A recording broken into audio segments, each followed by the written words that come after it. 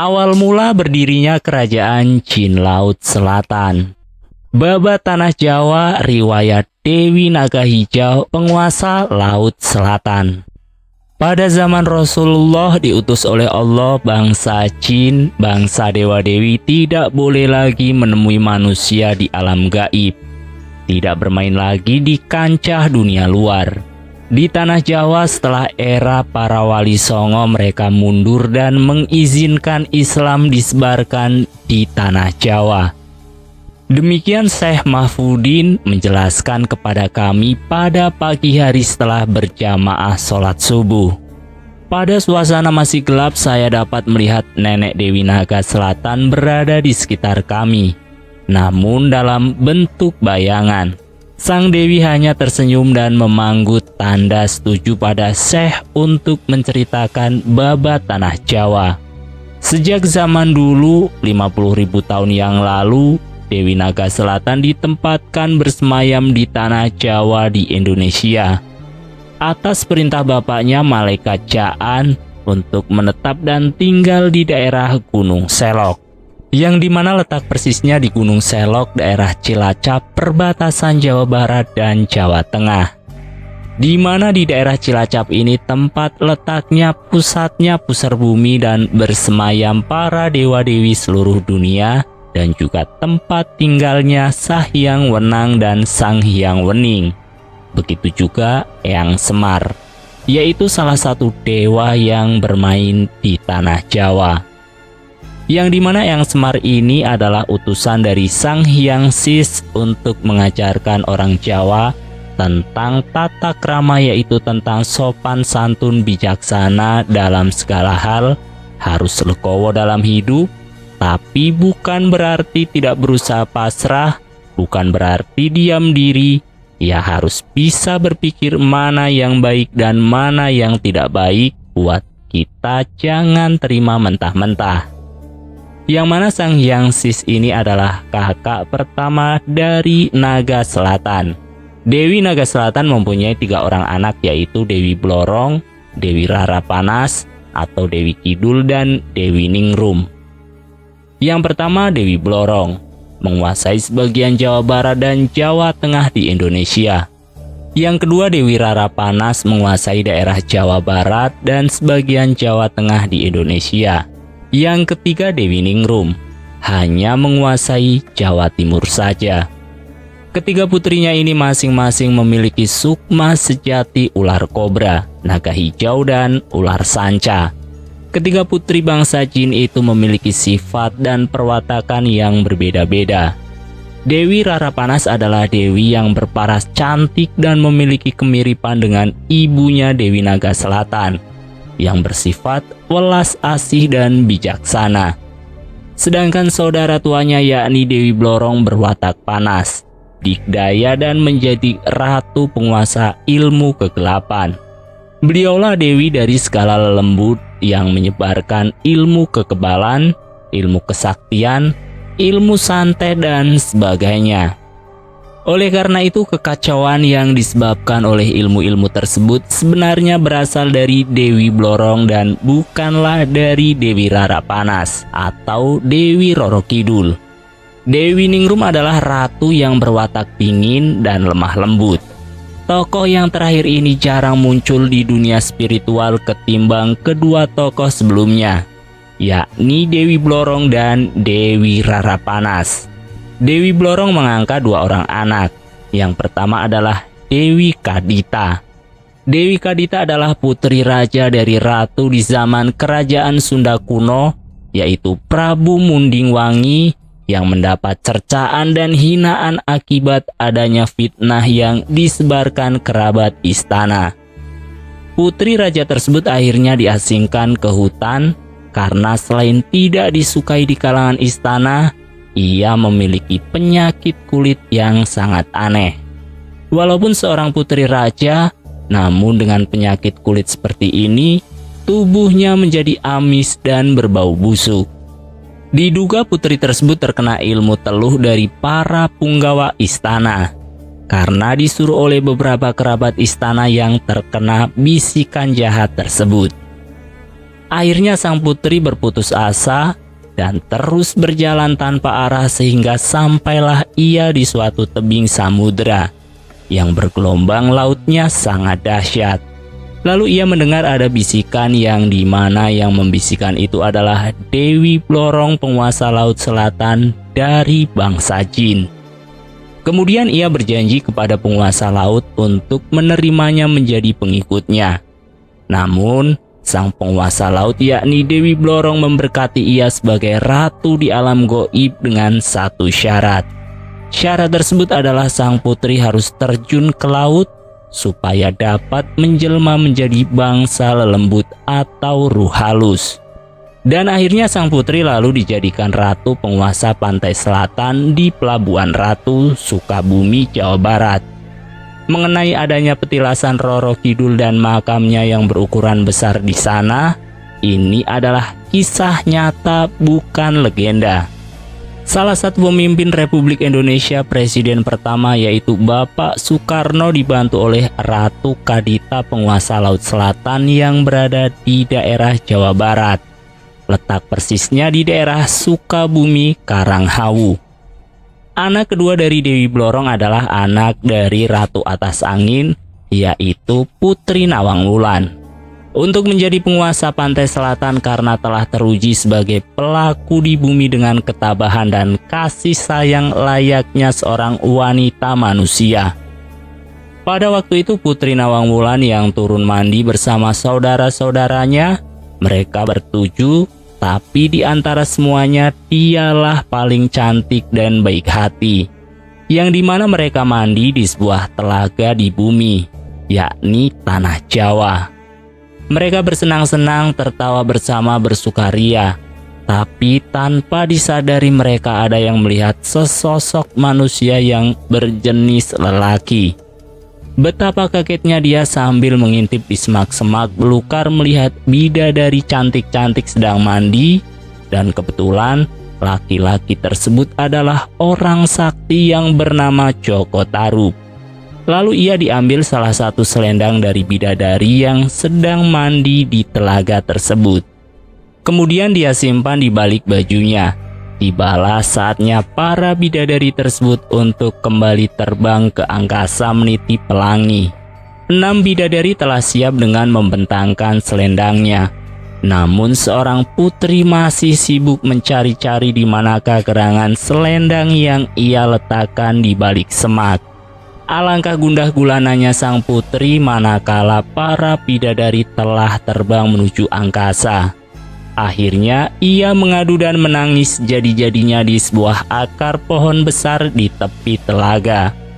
Joko Tarub mengambil kesempatan ini untuk merayu sang putri agar jangan terlalu bersedih dan berduka karena ia bersedia menolong dan memberinya tempat tinggal sampai selendang yang dicarinya ditemukan. Ini juga bukanlah legenda tetapi kisah nyata yang terjadi di dunia. Dan pada suatu masa, sang putri berhasil menemukan selendang miliknya di sebuah guci yang selalu dirahasiakan oleh suaminya Joko Tarub.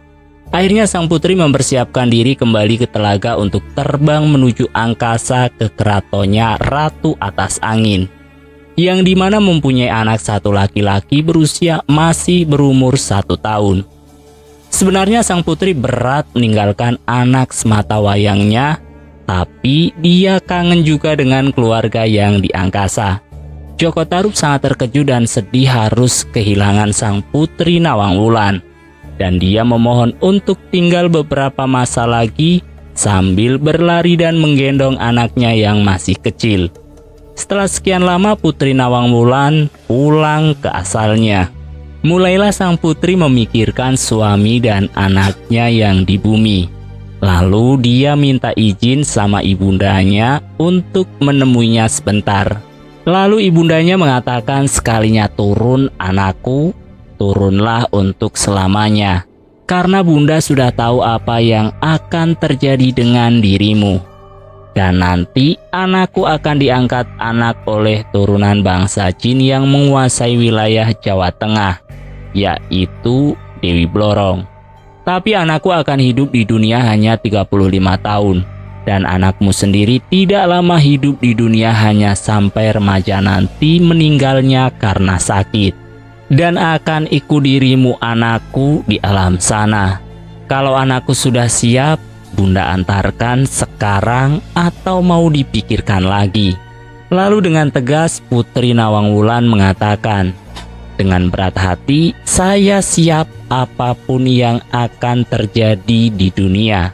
Saya akan menjalani dan tidak akan meninggalkan ajaran dari leluhur sendiri." "Baik, kalau begitu," dengan air mata berlinang, dia mencium tangan ibundanya memohon restunya. "Kuatkan hatimu, Bunda akan tetap memberikan ilmu, tapi dipakai saat yang darurat anakku." Lalu Bunda Ratu Atas Angin memanggil pengawal pribadinya dan beberapa punggawanya yang dipercaya untuk mengawal turun ke bumi. Yang dimana dengan diiringi 50.000 bala tentara dengan kereta kencana yang ditunggangi dan ditarik 4 ekor kuda terbang menuju telaga yang dimana tempat pertama bertemu dengan Joko Tarub. Setelah sampai di tempat tersebut, betapa senangnya Putri Nawangwulan karena ia bisa dapat bertemu dengan suami dan anaknya. Lalu ia buru-buru mendatangi rumah Joko Tarub. Sesampainya di sana, dia hanya melihat anaknya sedang bermain sendiri. Lalu dia bertanya kepada anaknya, "Kemana bapakmu, Nak?" Dijawab dengan mata memandang dan tertegun sejenak, "Bapak ada di sawah, terkadang mengajarkan orang bela diri." Lalu Putri Nawangwulan menangis hatinya, ingin rasanya memeluk tapi takut anak itu ketakutan. "Ya sudah, saya tunggu di sini sampai bapakmu pulang.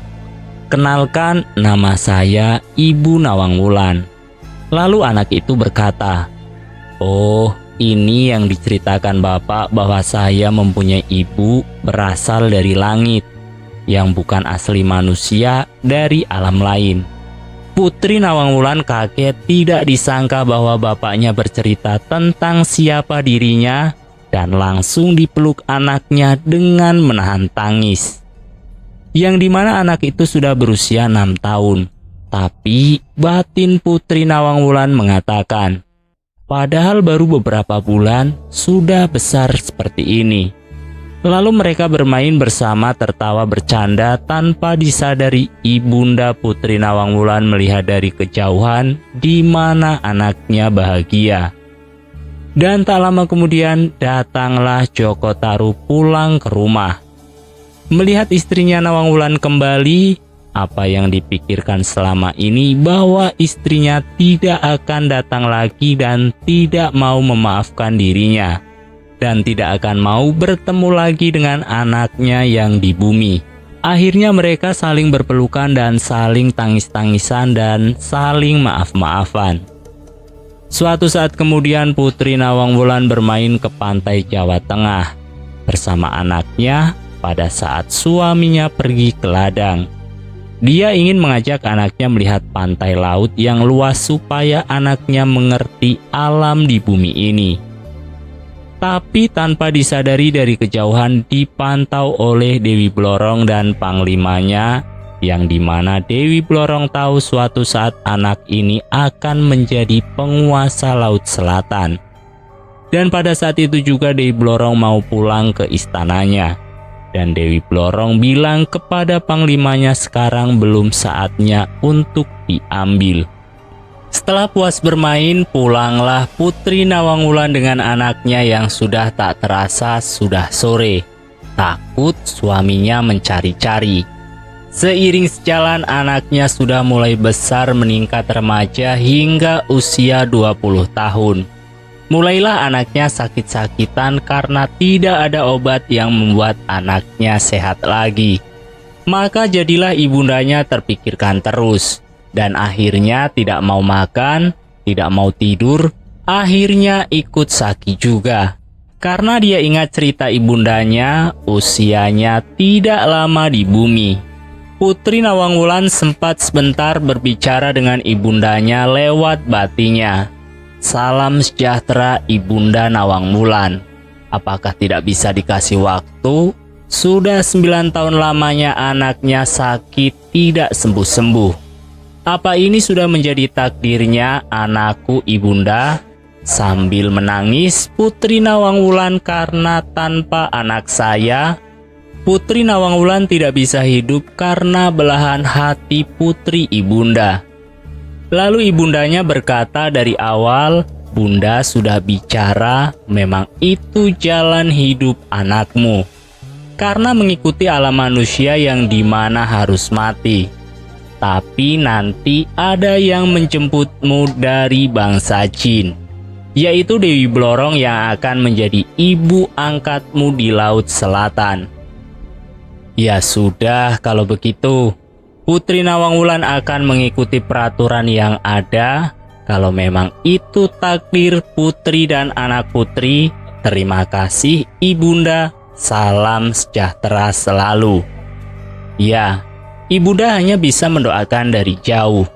Tak lama kemudian, ada yang datang dan ternyata utusan Dewi Blorong untuk membawa anaknya dan Putri Nawang Wulan. Lalu Putri Nawang Wulan berkata, silahkan apabila mau dibawa anak saya. Saya siap dan tak lama kemudian dibawa oleh utusannya. Tidak berapa lama kemudian Putri Nawang Wulan dibawa juga. Tapi sebelum dibawa, dia menitip pesan kepada suaminya Mas Joko Tarub. Jagalah dirimu baik-baik dan harus hati-hati dengan siapa saja. Lalu Putri Nawang Wulan berkata, saya sudah dijemput, waktuku sudah tiba dan selamat jalan. Dengan berteriak, Nawang Wulan jangan tinggalkan saya, sama siapa nanti saya akan hidup tanpa kalian. Saya tidak akan berdaya sebelum nafas terakhir pergi, saya akan membantu Mas Joko di alam sana. Lalu pergilah Putri Nawang Wulan dan dibawalah oleh utusan Dewi Blorong untuk dibawa ke istana Dewi Blorong yang dimana sudah ditunggu di singgasananya untuk menerima Putri Nawang Wulan yang nantinya untuk diajarkan ilmu kesaktian dan kejayaan dan akan bersatu dengan anaknya yang dimana anaknya akan membantu nantinya.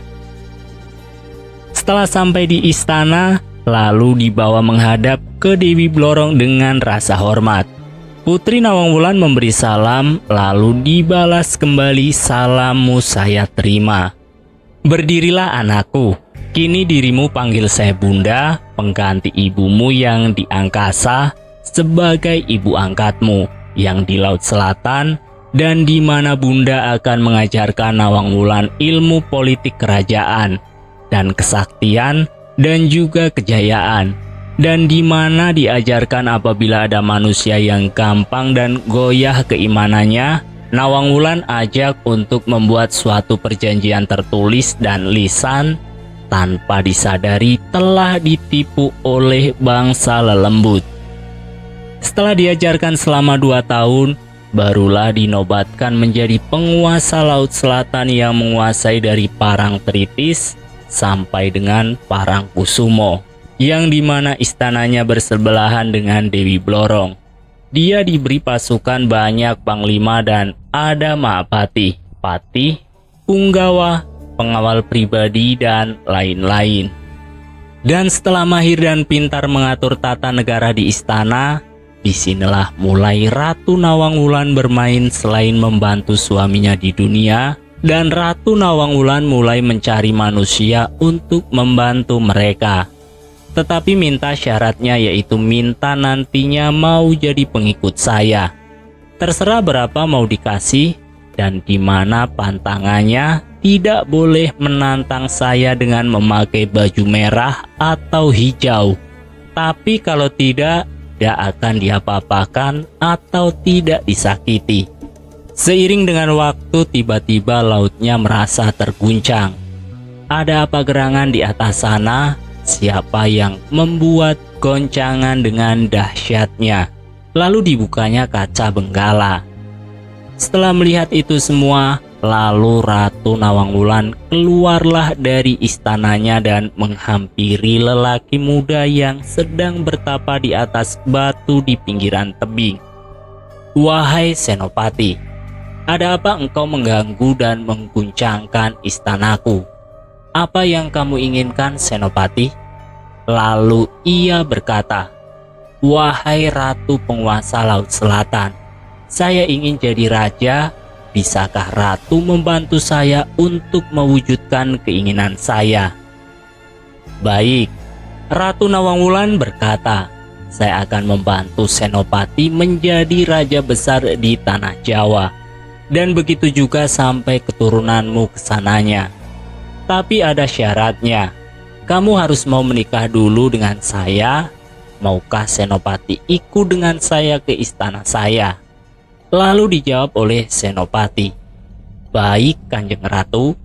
Lalu dibawalah Senopati ke istananya. Di sana dipersiapkan acara untuk persiapan pesta pernikahan.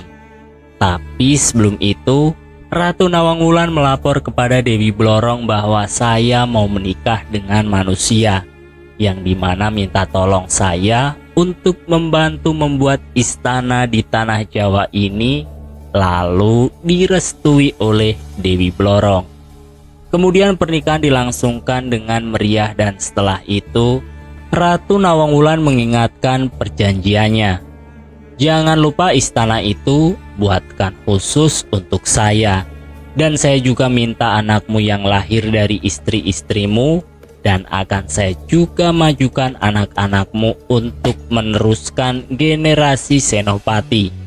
Dan nanti akan kasih gelar bukan raja, tapi Panembahan Senopati, karena bukan turun dari keturunan asli raja. Karena Kanda adalah seorang panglima yang berambisi ingin menjadi raja. Dengan Panembahan Senopati mempunyai anak, satu laki-laki yang berbadan sukma dengan Ratu Nawangwulan.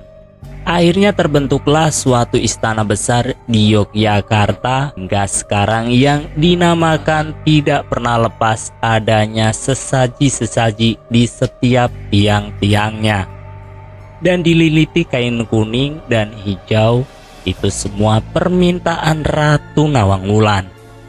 Saya akan menceritakan sedikit tentang siapa Ratu Atas Angin, ibunda yang sekarang anaknya sudah menjadi Ratu Penguasa Laut Selatan, yaitu Ratu Nawangwulan. Ibunda Ratu Atas Angin itu adalah ratu ciptaan dari Dewi Bulkis yang bersemayam di atas awan, yang sekarang diciptakan ratu-ratu yang dimana orang-orang temui itu di Laut Selatan adalah ciptaan dari kedua ratu tersebut, yaitu Ratu Kadita dan Ratu Nawangwulan atas pengetahuan Dewi Blorong. Cerita ini disampaikan untuk mengetahui bahwa belajar ilmu gaib akan ada dampaknya dalam diri sendiri dan turunannya. Memang ada yang berhasil dan ada juga yang tidak berhasil, tapi banyak yang tidak berhasil, dan itu dapat merubah takdir yang sudah ditentukan oleh Allah Subhanahu wa Ta'ala. Dan untuk merubah takdir itu harus dikeluarkan siluman-siluman dari badan manusia, yang dimana harus dilawan dari hatinya, karena ada turunan yang asli menjaga di dalam badannya. Apabila tidak dikeluarkan pasangannya yang liar-liar, tidak akan keluar turunan aslinya.